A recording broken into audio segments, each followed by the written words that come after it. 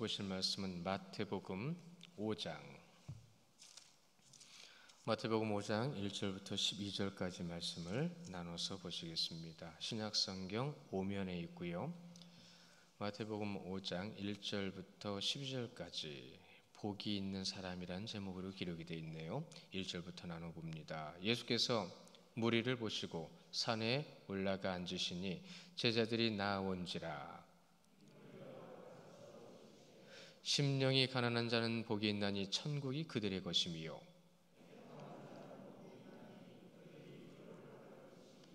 온유한 자는 복이 있나니 그들이 땅을 기업으로 받을 것이미요.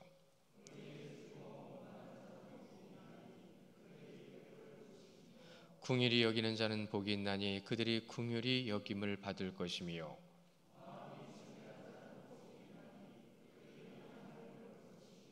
화평하게 하는 자는 복이 있나니 그들이 하나님의 아들이라 일컬음을 받을 것이미요.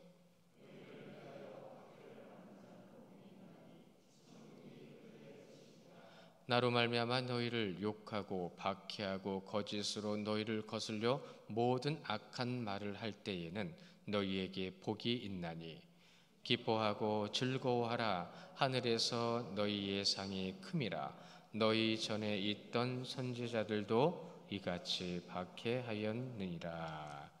아멘. 오늘 주일이지요. 주일은 항상 뜻깊습니다. 그래야 합니다. 우리가 하나님을 믿는 믿음으로 아버지 앞에 나와 예배한다 하지요. 그러면 그 예배는 무엇이죠?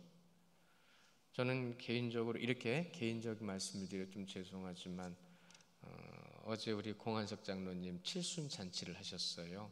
요즘 칠순잔치는 뭐 옛날만큼 환갑잔치처럼도 안 하시더라고요. 8순 정도 돼야 그러면서 그렇게 가족이 모였어요 라는 말씀을 들으면서 벌써 시간이 그렇게 흘렀구나. 우리 장로님 칠순이신데 건강하셔서 감사하구나. 혼자 앉아서 그런 생각하며 기도했어요. 우리 성도님들도 오늘 보세요.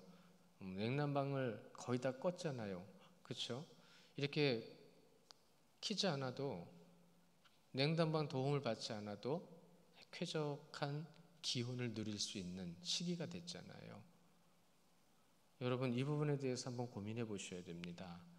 우리에게 허락하신 날 좋은 날이 있어서 우리에게 허락하여 주신 좋은 환경이 있어서 우리가 하나님을 믿고 의지하고 기도하고 정말로 하나님을 예배할 수 있는 이 자리가 얼마나 귀하고 소중하고 감사한 것인지 이때에 여러분이 그것을 고민하지 않고 기도하지 않으며 생각하지 않으면 이때의 귀하고 소중한 것은 사라져버립니다.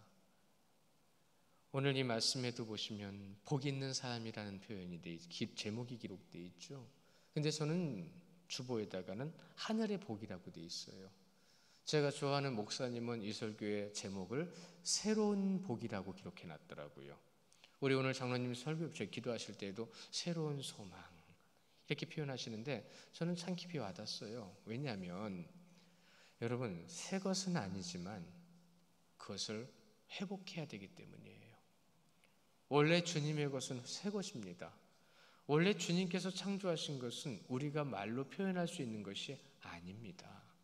그럼에도 불구하고 우리는 그것을 보지 못하고 느끼지 못하고 생각하지 못하고 그러한 우리의 연약한 모습을 너무나도 많이 발견하게 되고 또한 발견하지 못하는 모습도 있습니다.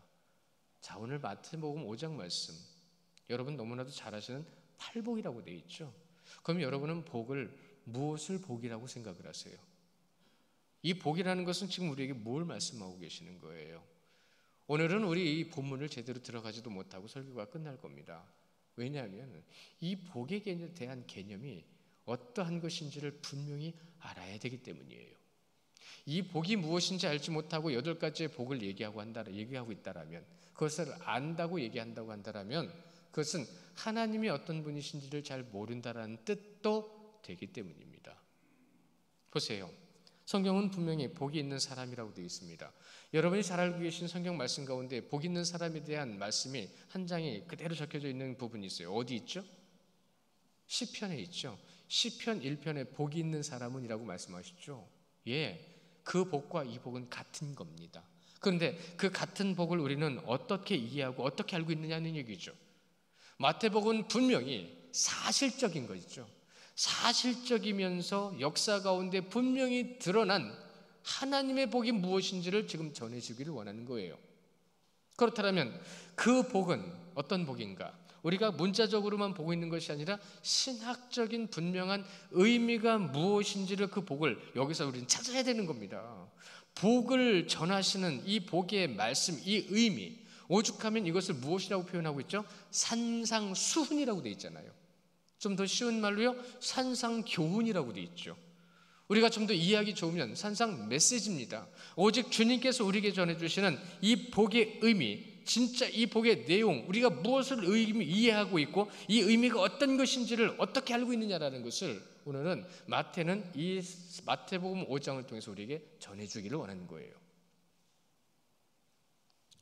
그동안 이 팔복의 의미를 볼 때는 문자적으로만 이해했던 부분들이 너무 많아요. 우리 사실 그렇게 알고 있는 게 사실이에요. 보시면 우리가 교회 밖을 나갑니다. 예배를 끝나서 이제 일상으로 돌아갑니다. 그럼 그 일상에서 바라보고 있는 세상의 복, 여러분이 알고 있는 기준으로 가지고 있는 복과 우리가 예배하기 위해서 모인 이곳에서 교회된 성도된 모습으로서 누리거나 느끼거나 알기를 원하는 복은 분명히 다를 거라는 생각을 아마도 하실 거예요. 모르면 모를까 이 부분에 대해서는 분명히 차이가 있고 다르다라는 것도 분명히 생각을 하실 거다라는 말입니다. 근데 그건 다르면 안 되잖아요. 오늘은 그러면 이 교회 안에 성경이 말씀하시는 복은 무엇인가? 가장 중요한 기준을 따져본다면 이렇게 말씀을 드릴 수 있는데 뭐냐면, 여러분 예수님의 초림 아시죠? 이 땅에 처음 성육신 하신 것, 처음 오신 것을 초림이라고 얘기합니다. 그리고 십자가 사건 이후에 부활하셨죠. 그리고 나서 하나님과 함께 계시다가 당신이 하나님께서 정하신 때에 다시 오실 때를 재림이라고 얘기합니다. 그렇죠? 그럼 초림에서 말씀하시는 복과 재림을 통하여 우리가 분명히 알게 된 복에 대한 차이는 분명히 있다라는 것이죠. 그 차이도 여러분이 오늘 이 시간에는 깊이 고민해 보셔야 되는데, 이것을 신학적으로는 이미라는 말과 아직이라는 말로 나눕니다. 뭐냐면 예수님께서는 이미 오셨잖아요. 그렇죠? 예수님께서는 이미 오셨기 때문에 오신 그 시점을 이해함을 통해서 예수님께서 이 땅에서 우리에게 그 복이 무엇인지를 알려주셨단 말입니다. 그것을 초림을 통하여 주님께서 우리와 함께 하신 자리에서 주님께서 찾아오시고 우리를 부르시고 우리를 부르심을 통해서 구원으로 인도해 주시는 과정 가운데에 진짜 복이 무엇인지를 알게 해주신다는 거죠. 오늘은 좀 신학적인 접근이 많아서 어려울 거예요. 그러나 어렵다 생각하지 마십시오. 그동안 우리 성도님들이 알고 계셨던 것과 혹시라도 의문이 되시는 것과 좀 더 알게 되신 것에 대해서 그냥 정리만 하셔도 돼요. 분명히 주님께서 이 땅에 오셨습니다. 이미 오신 주님께서 역사적인 사실과 현실에서 함께 계시는 주님이 그 제자들과 함께하는 그 자리에서 진리를 알게 하시고 또한 듣게 하시고 그것을 믿음을 통하여 그 믿음 안에 거하게 하시는 것, 그것을 복이라고 말씀하시는 거죠. 주님과 함께하는 것. 그럼 아직은 뭐냐는 얘기죠. 아직은 재림하진 않으셨잖아요. 그렇죠? 그러니까 기다리는 겁니다. 여러분, 예수 그리스도의 십자가는 말씀의 성취죠. 주님이, 하나님이 분명히 말씀하신 것으로 내가 너희를 구원의 길로 인도하리라고 하신 그 놀라운 십자가의 보혈의 사건을 우리에게 친히 보여주셨고 그것은 이루어졌습니다. 그렇죠? 그러면 그 다음부터 우리는 뭘 해야 되죠? 그분을 믿어야죠. 그 십자가를 붙잡아야죠. 그 십자가를 붙잡음을 통해서 십자가를 붙잡은 자의 삶이 어떤 삶인지를 우리는 나타내야 될 거 아닙니까? 언제까지요? 재림하실 때까지. 그러니까 시각을 조금 바꿔서 말씀을 드리면 이런 겁니다. 주님께서 오시는 그날까지 그 은혜를 우리는 경험하고 그 은혜를 맛보고 그 은혜가 무엇인지를 알 수 있는 기회를 갖고 있는 겁니다. 우리에게 기회를 주신 거예요. 그 기회라는 것, 하나님이 정해주신 그 때가 이루어지는 그때도 하나님의 말씀에 성취가 이루어지는 거죠. 하나님만 하시는 그날 완전히 이루어지게 되는 겁니다. 그러니까 아직은 앞으로 오실 예수님, 그 예수님을 바라보면서 그분의 말씀을 듣고 알고 그 말씀을 경험하고 구원의 자리에서 복된 자의 모습이 무엇인지를 우리가 실제적으로 나타내야 되는 거예요. 저는 가끔 이럽니다. 예배하는 도중에, 여러분 들으라고 하시는 말이에요.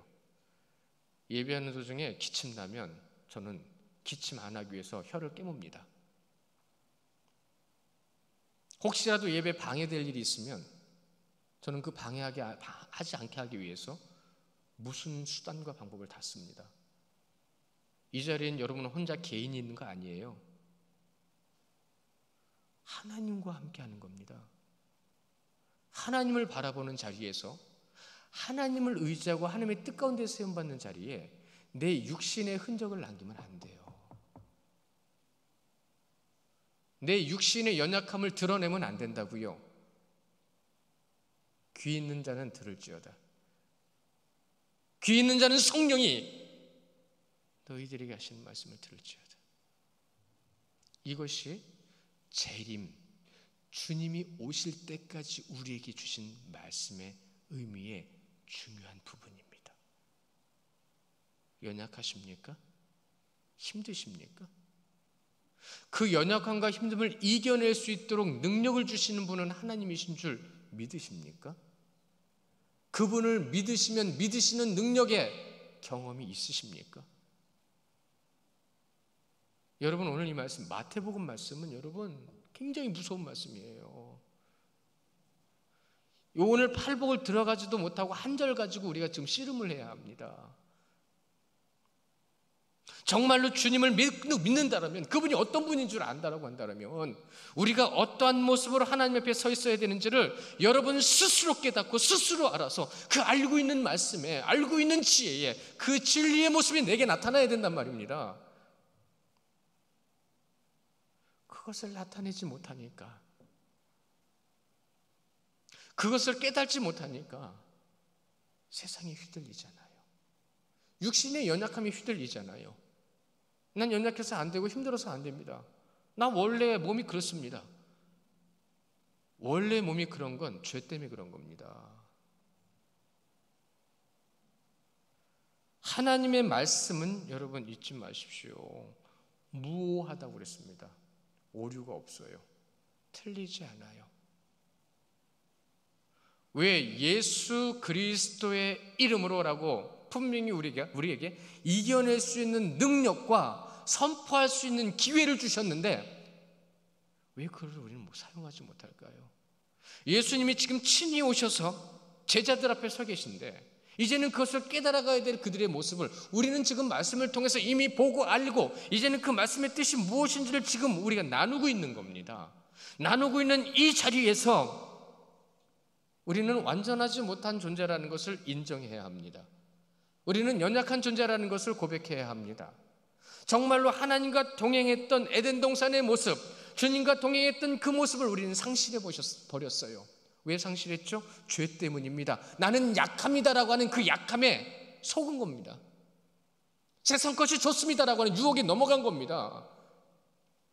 그게 죄예요. 하나님의 능력을 인정하지 못하고 하나님의 뜻을 따르지 못한다라고 하는 그 생각, 그게 죄입니다, 여러분.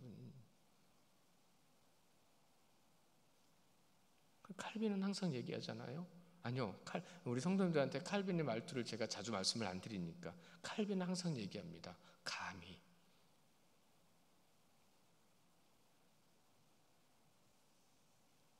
죄가 들어옴으로 인해 상실되어 버린 것이 오늘 이 말씀, 마태복음 5장의 말씀 중에 복입니다. 복을 상실했어요. 복을 잃어버렸어요. 하나님과 멀어졌고 신학적으로는 하나님과 단절이라고 표현하죠. 하나님이 어떤 분인지 모르는 거예요. 하나님 앞에서는 그렇게 행동해도 되는 줄 아는 거예요. 복은요, 하나님입니다. 하나님을 알고 믿는 것이 복입니다. 하나님의 창조를 바르게 바라보지 못하기 때문에 하나님의 놀라운 역사와 은혜를 알지 못하고 깨닫지 못하고 그 삶을 누리지 못하는 상실감, 상실의 시대라는 책이 있어요. 상실의 시대라는 책을 한번 읽어보십시오. 일반 서적 같지만 그 안에는 인간이 뭘 상실했는지를 돌아보게 만듭니다. 아니요, 그 책을 읽지 않는다 할지라도 우리 성도님들에게 질문을 드려보죠. 우리 성도님들은 뭘 상실했는지 알고는 계십니까? 여러분에게 얼마나 엄청난 능력과 하나님께서 주신 그 말씀의 은혜가 여러분에게 주어져 있음에도 불구하고 여러분이 그것을 누리지 못하고 그것이 어떤 것인지 깨닫지 못하며 경험하지 못한 삶을 상실해 버린 것에 대해서 여러분은 얼마나 지금 가슴 아파하고 계십니까? 하나님과 함께하는 삶을 상실했기 때문에 죄인의 관점으로 살아가는 거예요. 죄인의 관점으로 살아가다 보니까 세상의 어두운 그림자, 근심과 걱정과 고통과 질병으로 인해서 전쟁으로 인하여 죽어나가는 인간의 그 엄청난 사건들을 바라보면서 가슴 아파하고만 있는 거죠. 복의 개념을요, 여러분, 이 죽음의 개념, 사단의 개념이 가려버린 거예요. 바라보지 못하게 만든 거예요. 바라볼 수 있는지도 모르게 만들어 놓은 거예요. 이 두려움이라는 거, 여러분 잘 생각해 보세요. 여러분의 삶의 기준에 모든 삶의 전반에 지정의를 다 포함해서 소망이 여러분을 지배하고 계십니까? 두려움과 걱정이 여러분을 지배하고 계십니까? 이것이 바로 여러분에게는 분명히 드러나는 기준입니다. 왜 하나님을 믿는데 왜 그래야 되는 거죠? 하나님을 믿는 자들에게는 무엇이 있어야 되는 거죠? 복은 하나님께서 주시는 것이기에 하나님을 믿으면 되는데 그 하나님을 믿는 믿음을 믿지 못하게 만드는 죄악된 것들이 여러분을 지배함을 통하여 여러분의 마음과 삶의 모든 모습 속에 무엇을 의지하게 만들죠? 하나님을 의지하지 못하게 만들면 무엇만 남습니까? 육신만 남아요. 육신만 남으니까 육신에게 필요한 것은 무엇이죠? 세상의 물질이죠. 물질을 의지하고 계시는 겁니다. 지금 질문을 드리죠. 그 물질은 누가 창조하셨죠? 인간의 지식과 노력을 통해서 많은 것을 만들어낼 수는 있습니다. 그러나 만들어낼 수 있도록 주신 원료는 누가 주셨냔 말이죠. 우리는 너무나도 간단하면서도 우리는 조금만 고민하여 기도하여 얻을 수 있는 지혜와 지식 가운데에서 하나님의 것을 너무나도 많이 상실했어요. 그러니 영적인 영역, 하나님을 믿는 자리에 서 있어야 될 성도들의 삶의 모습이 아니라 사단의 영역 안에서 평안을 잃어버리고 두려움 속에서 그 쌓여가는 스트레스로 인하여 몸에 생겨나는 질병을 가지고 힘들어하며 살아가는 거죠. 왜 부흥의 놀라운 역사가 일어날 때는 치유의 역사가 그렇게 많았는데 지금은 치유의 역사보다는 병원을 의지하고 의사를 의지하고 약을 의지하며 살아가는 이 삶을 살아가는 가운데에 왜 하나님을 의지하면 된다라는 믿음은 슬며시 사라지고 있죠. 약 먹으면 돼. 예, 약은 드셔야 돼요. 몸이 약해서 병이 들면 약은 드셔야 돼요. 그러나 우리는 예전에 약을 먹으면서 분명히 기도했습니다. 하나님, 이 약 먹고 낫게 해주십시오. 하나님, 지금은 몸이 힘들고 연약하니 약의 힘을 빌려 나음을 받고 회복되기를 원하지만 이 몸을 만드신 분은 하나님이시기 때문에 하나님이 치유해 주실 줄 믿습니다. 그렇게 기도하고 약을 드셨던 믿음의 선배들 기억나지 않으십니까?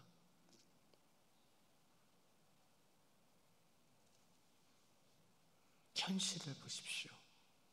얼마나 물질을 의지하고 얼마나 현실을 중요시 여기냐면 주일날 예배해야 되는 걸 알면서도 예배보다 먼저 된 것들을 나도 모르게 말하고 있는 여러분을 발견하셔야 된다는 말입니다.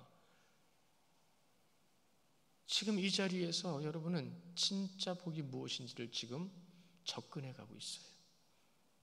그동안 내가 복에 대한 개념을 잘못 알고 있었다라고 한다면 이제는 이 자리를 통해서 진짜 하나님을 믿는 믿음의 모습이 무엇인지를 여러분은 다시 돌아보는 시간들을 갖고 계시는 것이지요. 누구를 통해서요? 사도 마태를 통해서요. 예수님께서 산상수훈에서 팔복을 말씀하심을 통해서요, 이 죄를 말씀하시기 위해서 의가 나옵니다. 그렇죠? 의에 줄이고 목마른 자 분명히 나옵니다.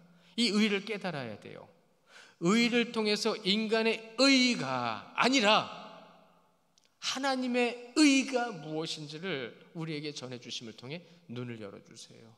마음을 열어주시고 이 복과 의를 함께 우리에게 말씀해 주심을 통해서 영적으로 깨닫는 것이 무엇인지를 말씀해 주신다는 거죠. 영적인 것, 하나님의 의가 나타나지 않는 자는 복을 누릴 수 없다라고 말씀하십니다. 분명히 의롭게 얘기하지만 이 안에 평안이 없으면 그건 인간의 의예요. 잊지 마십시오. 정말로 힘들고 어려워서 몸이 지치고 마음이 지쳐도 주님께로 나아갈 때 이 가운데 믿음의 평안이 오면 그건 하나님의 의입니다. 하나님이 분명히 그를 그 의로운 길로 이끌어 가십니다. 죄의 자리에서 주님께로 옮겨가는 거죠. 주님의 자리에 있는 척하면서 세상의 죄에 머물러 있는 자가 아니라 믿으십시오. 오직 주님만을 믿으십시오. 그분에게 고백하십시오. 그분이 나에게 어떤 존재인지 어떤 분이신지를 아는 그 순간에 나에게 오는 그 평안함, 복입니다. 그 평안함만이 나의 삶을 책임져 주시는 거예요. 그 평안함만이 하나님이 계시다는 것을 경험하게 되는 거예요. 하나님의 의를 알고 깨닫게 하는 것, 여러분 하나님의 말씀입니다. 구약의 율법, 오직 유일한 방법은 하나님의 말씀밖에 없습니다. 하나님의 말씀을 통해서 우리에게 분명히 전해주고 계시잖아요. 우리도 그 말씀을 통해서 지금 이렇게 접근해 나아가고 있잖아요. 그러나 하나님의 말씀과 유대인이 말하는 율법은 상당한 차이가 나버렸어요. 다시 말씀드리면 근본적 차별성이라는 말을 쓰고 있습니다. 근본적 차별성. 근본적으로 차이가 나버렸다는 얘기예요. 왜 이렇게 됐을까요? 여러분 참 가슴 아픈 역사를 돌아보지 않을 수가 없어요. 현대 교회에서도 그 모습이 있습니다. 교회에 유대인들이 있다라는 말 가끔 드리죠. 바로 여러분 중에 그 유대인이 분명히 있을 겁니다. 저에게도 유대주의적인 부분이 있을 겁니다. 세례 요한 선지자였잖아요. 회개하라 천국이 가까이 왔느니라는 말을 전했던 그 세례 요한, 그가 어떤 공동체의 사람이었을 거다라는 얘기를 참 많이 하죠. 쿰난 공동체니 에세네파 사람이니, 이들이 왜 그런 공동체를 만들어서 그들이 경건한 삶을 살기 위해서 신앙을 지키기 위해서 노력을 했는데 어디서요? 광야에서요. 왜 그들은 그랬어야만 됐는가? 그게 역사적인 배경에서 나오는 건데요. 역사를 자세히 다 말씀을 드리면 시간이 부족하니 이렇게 말씀을 드리면 혼란한 정세였어요. 너무나도 많이 혼란했고 겉으로는 자유를 표방하여 자유롭게 그들의 종교를 인정해주는 척 했지만 그들의 모든 모습 속에서는 오직 교회를 공격하고 있었다는 거죠. 탄압하고 핍박하고 죽이고 자신들이 가지고 있는 문제를 해결하기 위해서 이용하고 누명을 씌워서 죽이고, 그러한 모든 역사, 사회, 정치, 경제, 문화, 모든 세상의 기준, 모든 자리에서 무엇을 부각시켰어요? 자신들이 의롭다는 걸 부각시키면서 그리스도인들을 죽였습니다. 이들이 잘못해서 그렇다고. 성도 여러분, 지금 이 시대를 보십시오.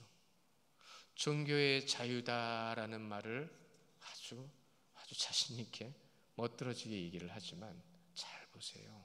계속 기독교가 아닌 다른 종교를 부각시키고 있어요. 여러분 그걸 느끼십니까?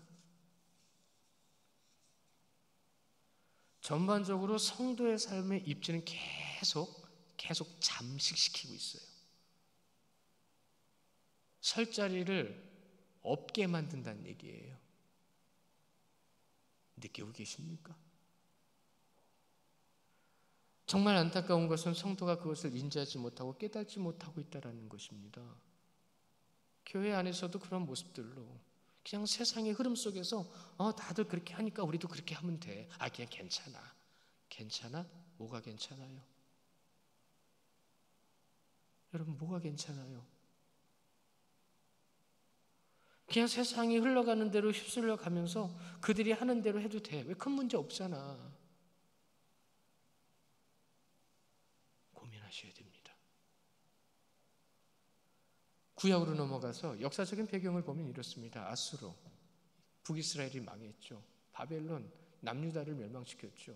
그 이후에 시리아, 그리고 나서 로마 제국까지 이르도록 얼마나 많은 시간 가운데 이 이스라엘 백성들을 죽이고 포로로 만들고 그들의 종교를 말살시키기 위해서 노력을 하고, 그 종교 말살 정책 통해서 그 가운데에 오히려 하나님을 믿는 믿음의 사람들은 더 굳건히 세워지는 것을 우리는 성경을 통해서 확인하고 있습니다. 이 시대가 우리에게 무엇을 요구하는지가 중요한 게 아니라 이 시대를 통해서 내가 누군지를 발견하고 누군지를 알아가는 것이 중요한 겁니다. 여러분 누구십니까? 여러분 정말 그리스도인이세요? 여러분 정말로 하나님 말씀 잘 알고 계십니까?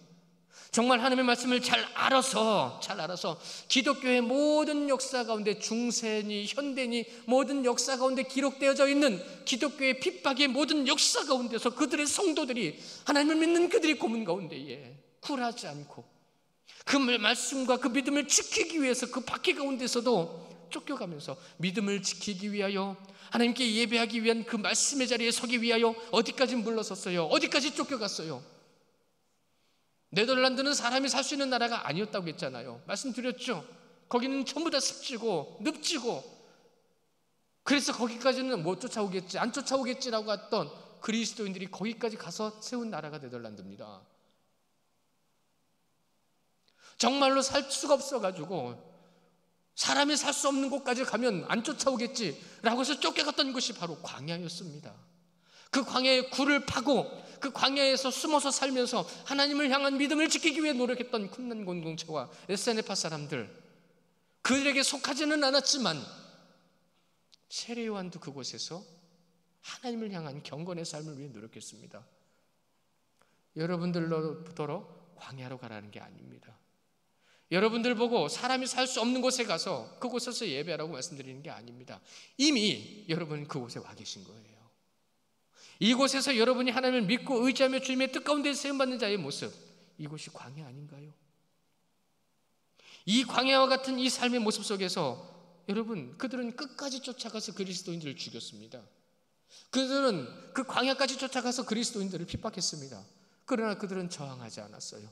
저항하기보다는 굴에 숨어 사울을 피했던 다윗의 모습처럼 그들은 그 속에 들어가 기도했습니다. 그들은 그곳에서 간절한 마음으로 하나님을 의지하고 바라보며 아버지 앞에 세움받기 위해, 내 믿음을 지키기 위해 그곳에서 무릎을 꿇었었단 말이죠. 그들은 그것을 선택했던 겁니다. 그 기간이 장장 400년이었어요. 구약에서 신약으로 넘어오는 기간을 300에서 400년 정도로 봅니다. 그 긴 시간 그들은 그곳에 숨어 들어가서 하나님을 믿는 예배의 시간, 기도의 시간, 경건의 시간, 그들은 세상과 싸워서 이긴 겁니다. 사단과 싸워서 이긴 겁니다. 모든 세상의 핍박과 고통 속에서도 그곳에서, 사람이 살 수 없을 것 같은 그곳에서 그들은 하나님을 믿는 믿음으로 살았습니다. 그것이 은혜 아닌가요? 그 은혜를 누리던 그들에게 문제가 생기기 시작했어요. 복의 개념이 달라진 겁니다. 이렇게 말씀을 지키는 것이 복이다. 맞죠? 말씀을 지키는 게 복입니다. 말씀을 지키는 건, 하나님의 말씀을 지키는 것이 복인데 그들에게 문제가 생기기 시작했습니다. 지켜야 복이다. 좀 이해가 가시나요 이제? 하나님을, 여러분, 말씀을 통해 기도하고 은혜를 누리면서 예배하는 것은 왜 하는 거죠? 그것을 주신 분을 경험하기 위한 거잖아요. 그분이 누군지를 알기 위한 거잖아요. 근데 그분을 알기 위한, 느끼기 위한, 경험하기 위한 것이 복이인데 그들은 지키면 복이라고 주장하기 시작한 거예요. 그러니까 예배 시간에 안 왔어. 징계예요. 예배 시간에 방해해서 징계예요. 설교자, 목사의 말 안 들어? 징계예요. 왜요? 안 지키니까. 이것이 바로 율법주의가 된 겁니다. 율법주의는 그전부터 있었지만 이러한 형식이 더 중요해져 버린 그때 확실하게 율법주의가 형성이 된 겁니다. 우리는 율법주의를 비판하거나 그들을 욕할 자격이 없어요. 우리는 그들만큼 예배하지 않습니다. 그들처럼 하나님을 예배하기 위해서 내 삶을 드리면서 주님 앞에 힘들고 어려운 것을 이겨낼 수 있도록 참아내면서 주님 앞에 서 있지 않습니다. 지키는 것이 내면의 만족으로 자리 잡기까지 그들은 최선을 다했던 믿음의 모습과 예배의 모습은 있었지만 우리는 이 순간에 주의를 지키기 위해서 내 자녀와 내 가족이 하나님 앞에 나와 예배하기 위하여 세상의 모든 것을 내려놓고 주님 앞에 서기 위해 노력하는 우리의 모습이 과연 얼마나 있냐는 겁니다. 여러분 그러고 계십니까? 주일을 어떻게 지켜야 되고 주일이 어떤 날인지를 여러분은 분명히 실천하고 있느냐는 말입니다. 하나님의 말씀을 지키는 것, 내면의 만족의 상태다. 이 율법주의를 대변하는 말이에요.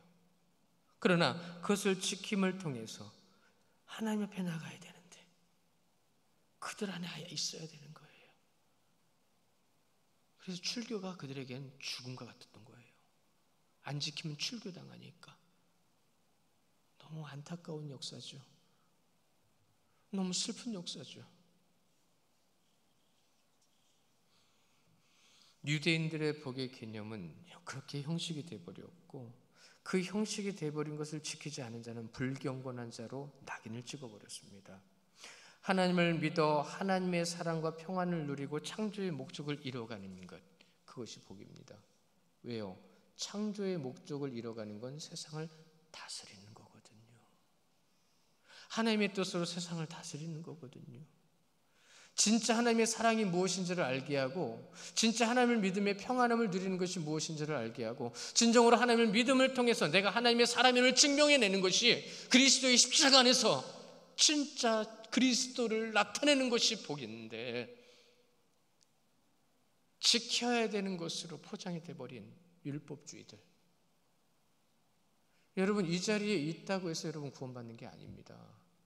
이 자리를 통해서 주님을 믿는 믿음을 여러분이 깨닫고 알아서 그분을 믿기 위해서 여러분의 마음과 생각과 삶을 모든 중심을 주님께 집중시키는 것, 살아계신 하나님을 경험하는 것, 그분의 사랑과 그분의 평안과 그분의 계획하심이 이루어질 거다라고 하는 확신을 가지고 살아가는 삶 속에서 그 놀라운 뜻이 여러분의 삶을 풍요롭게, 아니요 부요하게 만드는 것, 주님이 하시는 줄 믿으시기 바랍니다. 유대인들은요, 현대교회가 흉내낼 수 없는 신앙의 열심을 보였어요. 지나친 열심이 인간의 의로 변질되어 버린 거죠. 겸손 없는 열심은 인간의 의입니다. 이 부분에 대해서 사실 우리는 부끄러워야 돼요. 반성해야 돼요. 회개해야 돼요. 그래서 인간이 가지고 있는 본성이 이렇게 드러나고 있는 거죠. 여러분 드러내셔야 돼요. 드러내시지 않으면 못 고쳐요. 고백하셔야 돼요. 고백하지 않으시면 하나님 듣지 않으세요. 영적 통찰력, 말씀으로 하나님을 알게 하셨다라면 기도를 통하여 나의 영이 하나님을 향하고 나의 영이 하나님을 느끼며 나의 삶이 하나님의 뜻을 이루기 위하여 하나님 앞에 죽게 하듯 하라. 여러분 옆에 있는 분들 주님이에요. 무슨 말인지 아시겠어요? 그분들을 죽게 하듯 섬겨야 될 분들이라고요. 근데 그분들이 가벼워요? 쉬워요? 예수님이 쉬운 겁니다. 교회는 절대로 쉬우면 안 돼요. 변해야 돼요. 주님의 사랑으로 그 마음을 나눠야 돼요. 여러분, 오늘 우리는 예수님께서 사역을 시작하시며 처음으로 선포하였던 회개하라 천국이 가까이 왔느니라 라고 하는 그 말씀 이후에 제자를 찾아가고 그들을 세우면서 그들이 주님께로 나아갈 때 예수님의 첫 설교를 우리는 듣고 있습니다. 그것이 바로 복 있는 사람이에요. 시편의 1편의 첫 번째 주제가 복 있는 사람이에요. 산상수훈. 그래서 이것을요, 기독교 대헌장이라고 또 표현합니다. 기독교 대헌장, 또 기독교의 근본, 복의 근본이라고 표현합니다. 지키는 것이 근본이 아니라 그것을 지키게 하신 분의 뜻을 이루어가는 것이 복입니다. 그러면 채워주시잖아요. 그분이 역사해 주시잖아요. 우리는 지금 예수님의 사역에 있어서 그 주신 첫 번째 복 있는 사람의 주님의 말씀을 듣고 있습니다. 이 팔복이 여러분 한 자리에서 다 전해진 게 아니에요. 여러 시간 여러 날을 통해서 전해진 것을 마태는 우리에게 한꺼번에 전해주려고 욕심을 냈어요. 그래서 그 전해진 산은 이게 언덕 같은 곳이에요. 높지는 않아요. 그 산의 의미는 나중에 기회 되면 다시 한번 말씀을 드리고, 그 산을 팔복산이라고 지금도 불려주고 있습니다. 그곳에 가면 팔복교회가 있습니다. 팔복교회가 중요하고 팔복산이 중요한가요? 아니죠. 그것을 전해주신 주님의 말씀, 예수님께로 나온 제자들, 예수님께로 나온 제자들을 보십시오. 예수님께로 나온 제자들의 의미가 굉장히 중요한 겁니다. 신학적으로 얼마나 중요한 거냐면 그들이 세워질 첫 번째 교회의 성도요, 목회자들이었어요. 많은 무리들을 보신 1절을 보세요. 많은 무리를 보셨지만 제자들이 주님께로 나온지라. 제자들이 주님께로 나온지라. 우리는 지금도 주님께로 나아가고 있습니다. 주님은 지금도 여러분을 부르고 계시는 줄 믿으시기 바랍니다. 주님이 부르시는 그 부르심에 우리는 응답하고, 주님이 정말로 우리에게 주시는 그 말씀 가운데에 깨닫게 하시기를 원하는 그 마음과 그 뜻을 따라서 우리가 아는 대로, 깨닫는 대로, 여러분 정말로 알고 계십니까? 정말로 알고 계시면 알고 계신 대로 사셔야죠. 정말로 여러분들이 알고 계시다면 순종하는 삶으로 여러분의 삶에 변화가 있어야죠. 그리스도를 닮은 자의 삶의 모습이 나타나야죠.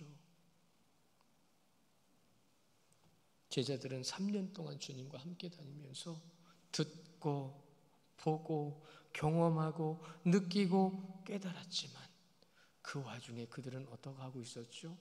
내가 높은 자리에 앉을 거야. 주님이 마저 의심했어요.